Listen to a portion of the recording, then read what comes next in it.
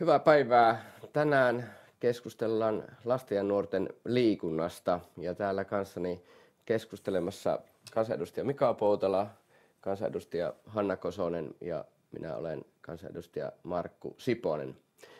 Lähdetään liikkeelle Move-testeistä. Eli eilen ilmestyi uudet Move-mittausten, Move-testien tulokset. Eli kyseessä on testit, jotka tehdään Suomessa kaikille 5. ja 8. luokan oppilaille ympäri Suomea koulussa joka vuosi.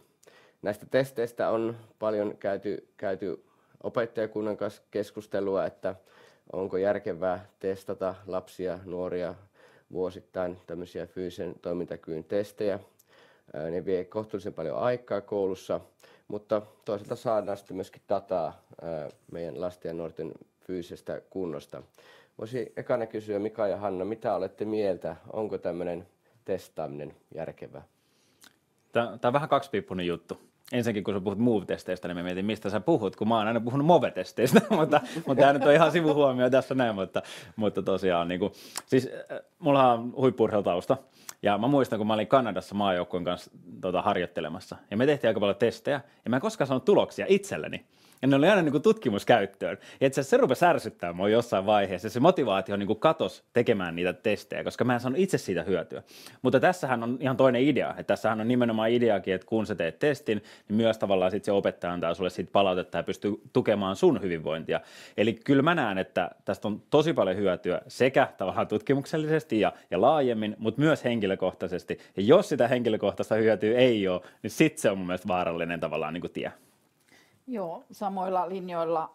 Mullakin on ehkä vähän taustaa, kilpaurheilutausta ja on testattu tosi paljon ja sehän oli siinä kaikkein niin kuin mielekkäintä, että voi verrata niin kuin omiin tuloksiin, että mihin on kehittynyt ja monenlaista testitulosta tietysti. Ja Move-testeissähän, Movessahan on tosi paljon erilaisia osa-alueita ja sehän riippuu aika paljon siitä opettajasta, että millä tavalla se osaa sitten myös käyttää hyväksi niitä testituloksia ja millaisessa hengessä se lähtee niin kuin kirittämään lapsia, että tehdäänkö sitten vähän ehkä liikuntatunneilla myös siihen niiden testituloksia parantavia harjoituksia ja ainakin mun tyttärillä on ihan hirmu hyvät opettajat ollut siinä suhteessa, että sitten niitä myös kehitetään, niitä taitoja ja sitten se niin kun, ainakin näitä mun tyttäriä on innostanut tosi paljon, että nyt ne on ne Move-testit, että onpa hauskaa ja katsotaan, että miten on kehittynyt. Ja niitä tehdään myös vähän niin kuin ennen kuin ne oikeat testit tulee. Että se niin kuin innostuttaa sitten lapsia myös kehittää näitä taitoja. Joo, ehkä se niin kuin itse opettajana viime huhtikuuhun asti tehnyt testejä koulussa ja varmaan se niin kuin itse asiassa testin tekeminen ja siihen ei ole vastus, mutta ehkä se, että se vie kohtalaisen paljon aikaa liikuntatunneista, eli joka vuosi niitä testejä tehdä ja ennen kaikkea sitten tulosten syöttäminen järjestelmään ja ehkä se on semmoinen, niin kuin mikä siinä aiheuttaa kritiikkiä. No itse asiassa nämä testit, voisi kertoa, että siellä on mielestäni tosi hyvin mittaavia testejä, esimerkiksi 5 loikka, niin sanottu viivajuoksu, PEEP-testi ja sitten ehkä joitakin testejä, jotka ei omasta mielestäni ehkä toimi ihan niin hyvin. Mutta mennään niihin tuloksiin. Yksi keskeinen tulos nyt tämän vuoden testeissä se oli positiivistakin, eli poikien fyysinen toimintakyky oli lähtenyt hieman paranemaan. Tytöillä voisi ottaa positiivinen asia, että se ikään kuin alamäki oli pysähtynyt. Mitä ajattelette näistä, Hanna, näistä tuloksista? Mistä voisi johtua? Niin, kokonaisuudessaan minusta hyvä tulos. Hirveän vaikea tietysti tietää niitä syitä, että mistä se sitten lopulta johtuu, mutta siitä voi olla ihan tyytyväinen. Toki tässä voisiko olla niin, että näitä on ehkä opittu nyt käyttämään, koska nämä nyt on muutaman vuoden ollut, että eihän tässä niinku ihan 10 vuosien historia näissä testeissä ole. Toivottavasti näin ja sitten toki siellä sitten niin kuin itseä huolettaa aika paljon tämä sitten toisaalta tämä kaupunkien ja sitten harvaan asutun maaseudun niin kuin jakaantuminen, eli siellä sitten taas sitä eroavaisuutta on tullut lisää, että erot se kuitenkin kasvaa sitten sillä tavalla, mutta ilotaan sitä hyvästä puolesta, että pojilla on kehitystä ja sitten tyttöjen lasku on tasaton. Niin kyllä mä tämän vuoden MOVE-testeissä yllätyin positiivisesti. Et se on niin pitkään jatkunut se alamäki, että mennään aina vaan huonompaan suuntaan. Tämä oli mulle ihan kyllä positiivinen yllätys. Ja toivon tietenkin, että pohjanoteeraus on nähty ja nyt voitaisiin pikkuhiljaa lähteä ylöspäin, mutta se vaatii tietenkin toimia. Että minä kun edustan hallitusta, niin toivon, että esimerkiksi Suomi liikkeelle -ohjelma, mikä hallitusohjelmassa on, niin ne panostukset vois näkyä tässäkin tilastossa. Totta kai vaatii varmasti vuosia ja panostukset ei ole supermittavia, vaikka siellä onkin kuitenkin rahaa jonkun verran, mutta tämä sama mitä Hanna sanoi, niin kyllä tämä huolettaa sitten, että taas se eriarvoisuus niin sanotusti tässäkin ja eroavaisuudet. Ihan niin kuin siis pääkaupunkiseudun sisälläkin, esimerkiksi Espoo ja Vantaan välillä oli huikeat erot. Ja tämä on niin kuin huolestuttavaa. Kyllä, ja tietenkin se, että hyvä, että poimitaan sen positiivisia puolia, mutta kuitenkin taas kääntäen siellä oli 38% 5.–8. lapsista ja nuorista käytännössä niin kuin erittäin, voisi sanoa, minusta kunnossa oman terveyden kannalta, ja se on tietysti huolestuttava asia. Mä katson niitä testejä, että esimerkiksi tämä viivajuoksu-piippitesti, minusta yllättävän iso ero oli, 8-luokkalaiset tytöt ja pojat pystyivät juoksemaan siinä 6 minuuttia siinä yhtäjaksosti, ja tyttöjen tulos oli vastaavasti muistaakseni 4 minuuttia 18 sekuntia. Eli yllättävän iso ero myöskin minusta niin tyttöjen ja poikien välillä niin itse siinä testituloksessa. Mutta mennään tähän, mistä Hanna nostit esille, mikä oli ehkä kaikista merkittävin tietysti tällä tavalla maakunnan ihmisille, maaseudulta tulevalle edustajalle. Eli tämä todella merkittävä ero maaseudun lasten ja nuorten ja sitten voisi sanoa, että tiheämmin asutun kaupunkiseudun lasten ja nuorten välillä. Perinteisesti meillä on ollut ehkä sellainen ajatus, että maalla lapset liikkuu, tekevät töitä ja liikkuvat kouluun, mutta nyt voisi sanoa, että tästä ollaan niin kuin, tämä ei enää päde. Miten Mika näet, sä nostit esille tämän myöskin, että on kaupunkien osien välillä eroja ja myöskin tämä maaseutukaupunki, niin miten näet niin kun näihin hallituksen suunnitelmiin nähden, niin miten voitaisiin lähteä sitä ratkaisemaan? No, tämähän on mun mielestä niin 2 erilaista ongelmaa, niin kuin maaseutukaupunki ja sitten kaupungin sisällä väliset erot. Ja jos mä ensin otan vähän kantaa siihen niin kuin maaseutukaupunki, niin kyllä mulla kieltämättä on ollut vähän semmoinen mielikuva, että hei, että kyllä siellä maaseudulla niin liikutaan enemmän. Mutta nyt kun mä rupean miettimään asiaa, niin musta itse asiassa tuntuu, että kun niin kuin tiheästi asutulla alueilla taas niin kuin harrastamismahdollisuudet on paljon isommat. Ja ehkä se on nyt tällä hetkellä niin kuin sitten tuonut tavallaan positiivista sitten niin kuin vaikutusta sinne. Ja sitten taas maaseudulla, missä ehkä on vähän vähemmän harrastusmahdollisuuksia, missä taas perinteisesti on niin kuin se niin kuin normaali arkiliikunta on ollut suurempaa, niin ehkä se onkin sitten jotenkin vähän niin kuin kääntymässä. Sitten taas jos katsotaan niin kuin kaupunkien sisällä, niin mä en tiedä, onko tämä niinku fakta, mutta vähän mä arvelen, että itse asiassa tosi paljon on vaikutus myös sitten tulotasolla. Et vähän kun katsoo esimerkiksi, niin kuin se oli Vantaa ja Korso, mikä oli niinku heikoin täällä, ja sitten taas Länsi-Uusimaa, missä on Espoo ja Kirkkonummi ja tämmöisiä niin sanotusti paremmin toimeen tulevia alueita, niin missä on parempi kunto. Tämä on huolestuttavaa ja toivottavasti se ei johdu siitä, että sit niin kuin vähäosaisilla ei ole varaa esimerkiksi mennä harrastuksiin ja sitten ei tule taas niin kuin harrastettua niin sanotusti ilmaisia lajeja, mistä sun vastuu on niin kuin täysin sinulla. Niin, luulen, että yksi iso asia, miksi tämä ero on kasvanut, on se, että koko ajan on pidemmät koulumatkat tuolla harvaan asutulla maaseudulla ja nämä lapset joutuu istumaan autoissa niin kuin ihan valtavan pitkää matkoja. Mä just menin sanoa, että eikö se ole parempi vaan, kun saa pidempään hiihtää kouluun. Ilmeisesti tämä ei ole enää totuus. Joo, mun lapset aina sanoo mulle, että äiti hiihti silloin koulu. En kyllä hiihtänyt, istui autossa pitkiä aikoja, mutta siinä on ihan varma syy-seuraussuhde ja musta se olisi hienoa, jos tämä osoitettaisiin myös niin kuin tutkimuksella, koska näitähän ei ole tutkittu, näitä vaikutuksia oikeasti. Ja sitten toinen varmasti on tämä harrastumismahdollisuuksien niin kuin vähäisyys, mutta sitten on varmasti se niin kuin pimeys ja se semmoinen, että pyöräteitä, tämmöisiä normaaleja, tämmöisiä helppoja arkiliikuntaa ja hyötyliikuntapaikkoja ei siellä maaseudulla ole.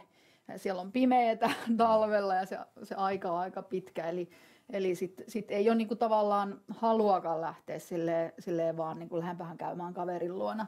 tuosta pyörällä tuonne Sohjoon tien reunaan ajamaan, niin se ei ole niin kuin vaihtoehto, kun sitten täällä kaupungissa voi olla auratut pyörätiet ja tälleen helpompi sitä hyötyliikuntaa harrastaa. Joo, mä eilen kysyin tuossa omassa somessa ihmisillä tähän, että mistä tämä johtuu. Kyllä täällä niin samat asiat nousi, että nimenomaan tämä kaupunkialueella on niitä harrastusmahdollisuuksia enemmän, myöskin niitä tavallaan ehkä turvallisia valaistuja mahdollisuuksia. Ja sitten tämä koulumatkat. Tietysti se, että aikaisemmin kun oli niitä lähikouluja, niin kun lähempänä oli enemmän kouluja, niin luontaisesti liikuttiin ne koulumatkat kävellen pyörällä. Nyt on se kouluverkko, niin kuin tietää, niin harventunut ehkä vähän turhankin paljon, ainakin meidän mielestä. Ja se on niin kuin yksi. Ja sitten tietysti yksinkertaisesti se, että koulumatkat busseissa pitkältä matkalta, ne vie aikaa päivästä tosi paljon. Ja yksinkertaisesti se on niin kuin myöskin sitä harrastamisen ajasta pois. Ja omasta kokemuksesta voi sanoa, kun tuolta maaseudulla asustelen ja edelleen asun samassa paikassa kuin missä lapsenakin, niin silloin oli yksinkertaisesti enemmän lapsia. Meillä oli niitä peliporukoita, käytiin järven jäälle syksyllä, tehtiin kaukalo, hiihdettiin ja tavallaan touhuttiin porukalla. Ja nyt niitä lapsia on paljon vähemmän ja se on tietysti maaseudullakin mennyt siihen enemmän, että joudutaan viemään harrastuksia. Se vie taas sitten enemmän aikaa perheeltä ja on tietyllä tavalla hankalampaa. No Kyllä, miten, mä ihan nopeasti vielä tuohon Hanna mainitsemaan asiaan, että kun ei pysty esimerkiksi valaistulla kadulla liikkumaan muuta, niin mun mielestä esimerkiksi Oulussahan voi olla muuallakin, mutta on tosi hieno esimerkki siitä, että siellähän kun lunta sataa, niin prioriteetti on ensin kolata pyörätiet.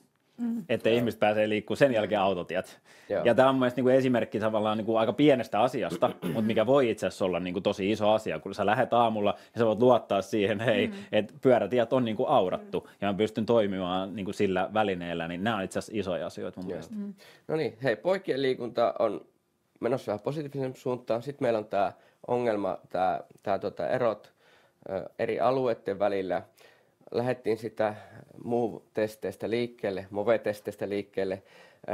Mitä me voitaisiin koulussa tehdä koulupäivän aikana, koulupäivän yhteydessä, saataisiin lapset ja nuoret enemmän liikkeelle? Hanna on ollut aikanaan harrastamisen Suomen mallia tuomassa. Itse olen päässyt tuolla käytännössä kerhotoimintaa harrastamisen Suomen mallia pyörittämään. Nyt on tulossa tämä Suomi liikkeelle -ohjelma. Ollaan tehty toimenpiteitä, mutta miten me vielä saataisiin paremmin nyt lapset koulupäivän yhteydessä liikkumaan? Helppo kysymys. Joo.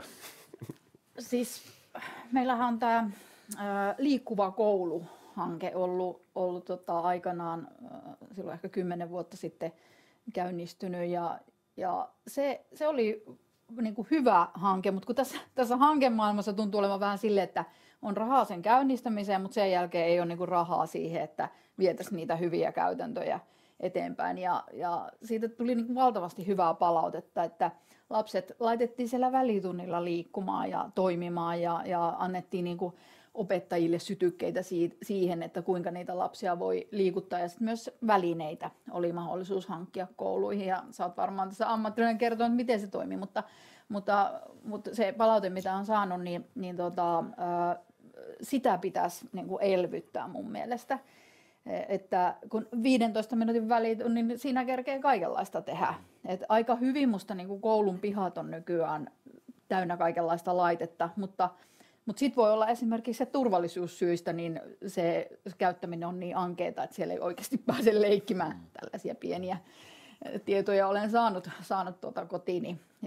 Mutta tämäkin on niin kuin tosi paljon siitä opettajien ammattitaidosta, miten ne osaa sitten villitä niitä lapsia. Ja mun on pakko kertoa tähän esimerkkiin, että mun tyttärellä, kun mä ylistän näitä tyttärien opettajia, niin oli niinku aivan valtava hyvä tietysti tämmöisille hiihtonaisille niin erittäin hyvä liikunnanopettaja. Eli heillä on semmoinen hiihtohaaste, että opettaja itse teki semmoisen oman ladun sinne puskaan, ehkä 450 metriä, semmoinen crossirata, ja sitten lapset hiihtää sitä ympäri, ja ne saa jokaisesta kierroksesta merkinnän, ja sitten 1000 kierrosta yhteensä, kun se jengi hiihtää, niin sitten ne saa jonkun yllätyksen. Ja näähän hiihti minun lapseni luokka niin 2000 kierrosta, koska se oli niin hauskaa. Joo, tosi hieno esimerkki ja siinä mielessä kiva tässäkin esimerkiksi sanoa, että tosiaan tästä Suomi liikkeelle 20 miljoonan vuosittaisesta potista niin menee itse asiassa 6 miljoonaa näihin liikkuvat hankkeisiin, eli siellä on se liikkuva varhaiskasvatus, liikkuva koulu ja sitten on myös sen jälkeen myös ihan ikiliikkujiin asti, eli nyt ainakin sinne on jonkunlainen rahoitus turvattuna niin seuraavan 4 vuoden ajan. Ja mä sanoisin, että on tosi vaikea lisätä liikuntatunteja, se on vaikea, mutta nimenomaan mun mielestä meidän pitäisi keskittyä siihen, että millä me liikutaan kouluun ja koulusta pois. Se on niin kuin asia. Ja sitten niin kuin sanoit, niin tosiaan, että miten saadaan aktivoitua niitä. Mä oon kuullut paljon myös hyviä tämmöisiä niin kuin kokeiluja ihan niin kuin oppituntien aikaisesta niin kuin liikkumisesta tai mahdollisesta liikkumisesta. Että ollaan vaikka menty jollain tunnilla niin metsään esimerkiksi tutkimaan jotain asioita, mitkä liittyy vaikka sitten siihen, ja nämä olisi tosi hyviä. Yksi asia, minkä mä haluan nostaa vielä nopeasti siitä, että kun sä sanoit, että poikien tulokset on paremmat kuin, niin kuin tyttöjen tulokset, ja tässähän me nähdään myös mielenterveydessä ihan sama asia. Ja tämä on huolestuttavaa, mutta jos tätä mietitään vähän niin kuin korrelaation takia, niin voiko olla, että mielenterveysongelmat johtuu osalta siitä, että tytöt ei liiku niin paljon? Koska me ollaan tutkimusten mukaan kuitenkin niin kuin todistettu se, että liikkumisella on tosi niin kuin iso ja merkittävä vaikutus niin kuin mielenterveysasioihin. Niin tässä tavallaan niin kuin voi, että jos me saadaan tätä liikkumista lisättyä, niin siitä voi olla, ja mä uskon, että sillä on myös niin sanotusti, en tiedä voiko sanoa isompiin asioihin, mutta niin kuin laajempiin asioihin niin kuin Suomen hyvinvoinnissa. Jes, täällä on tosiaan keskustelemassa kansanedustaja Mika Poutola, ex-huippu-urheilija, ja Hanna Kosonen myöskin kansanedustaja ja ex-huippu-urheilija, ja Markku Siponen, mä voin sanoa, että mä oon vaan kilpakuntoilija, mutta liikunnanopettaja viime huhtikuuhun asti, ja tosiaan lasten ja nuorten liikkumista keskustellaan. Pakko tarttua tuohon Mikan pointtiin tästä koulumatkojen liikkumisesta. Mä näkisin, että se on kyllä semmoinen asia, millä me edelleen satsaamalla siihen pystyttäisiin vaikuttamaan, koska itsekin tuolla koululla, kun on töitä tehnyt, niin se on aikamoinen se autoralli, mikä siinä ihan taajaman koulun pihassakin käy. Ja uskoisin, että heistäkin aika moni pystyisi tulemaan omin voimin sinne kouluun. Ja tämä olisi varmaan semmoinen, ei pelkästään koulussa, myöskin ihan työpaikoille ja kaiken ikäisille semmoinen, en tiedä onko se helppo keino, mutta semmoinen, mitä me voitaisiin vielä enemmän niin kuin hyödyntää ja tehdä siihen niin kuin toimenpiteitä. Otetaan tähän loppuun vielä kierros lasten ja nuorten liikkumisen. Tässä on hyviä keinoja tullut. Hannalla tuli tämä hiihto, tuli koulumatkat. Minkä nostaisitte vielä, jos saisitte tehdä jonkun muutoksen tai päätöksen, miten me saataisiin erityisesti lapsia ja nuoria liikkumaan, saataisiin MOVE-tuloksia paremmaksi, niin yksi keino vielä tähän loppuun, miten saadaan meidän lapset ja nuoret enemmän liikkumaan? No jos mä aloitan, niin meidän pitää saada kannustettua vanhemmat liikkeelle. Mä sanon, että se on itse asiassa yksi isoimmista asioista. Että jos vanhemmat näyttää esimerkkiä liikkumisessa, niin se on niin kuin vahvin, mitä sä voit tehdä. Mulla on 3 lasta ja se, että mä sanon lapselle jotain, se ei välttämättä aiheuta vielä mitään tekemistä. Mutta jos mä sanon, että hei, nyt on lukuhetki, mä otan itse kirjan, menen siihen heidän kanssaan lukemaan, niin yhtäkkiä, niin kuin vaikka ne ei heti teekään, niin yhtäkkiä ne tulee siihen vähän matkan päästä. Mutta jos mä oon itse kännykällä ja sanon, että hei, nyt teillä on lukuhetki, ja jatkaan kännykässä kanssa olemista, niin se ei ole hirveän niin kuin vakuuttavaa. Eli meidän pitää saada siis koko perheet liikkumaan. Yhdessä se on yhteistä aikaa, mutta ennen kaikkea niin kuin esimerkkinä vanhemmilta lapsille. Toi on musta äärettömän hyvä asia, että otit nämä perheet esille, koska kun puhutaan kouluista tai yleensä lasten hyvinvoinnista, niin perheitä aika harvoin otetaan esille, että meidän pitäisi enemmän puhua siitä, että miten me tuetaan vanhemmuutta ja vanhempia siinä, että he jaksaa sitten myös kaikenlaisia erilaisia virikkeitä tuoda lapsille, olla hyviä vanhempia. Sekä ei välttämättä ihan aina niin kuin helppoa ole, mutta mä nostaisin esiin sen, että kun se tuntuu polarisoituvan alueiden kesken, mutta kyllähän se polarisoituu myös sitten niin kuin perheiden kesken, että niin kuin tulotasosta ja sitten myös siitä perheen tilanteesta riippuen, niin ne lapset liikkuu tai ei liiku.